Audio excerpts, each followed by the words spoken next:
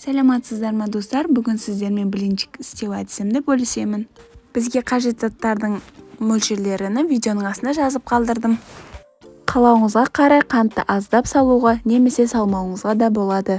Жұмыртқаға қантты қосып араластырамыз. Жылы сүтімізді аздап құйып, сосын ұнды қосып, массаны жайлап аз-аздан салып араластырып барамын. Сонда комочка болмайды. Маған осылай істеген ыңғайлы. Ұнды қолданар алдын електен өткізген дұрыс. Мен алдын ала електен өткізіп қойғам.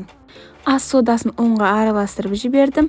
Сосын аздап дрожжа қосамын.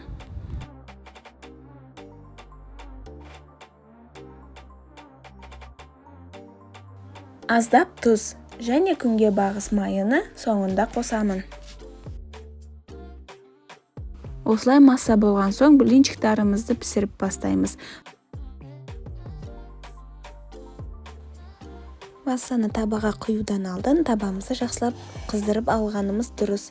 Сонда блинчиктарымыз тесіктері көп болып, осылай әдемі болып шығады.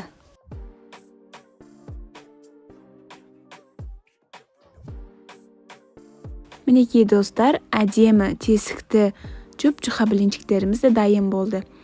Сіздерге видео ұнаған болса, лайк басуды ұмытпаңыздар.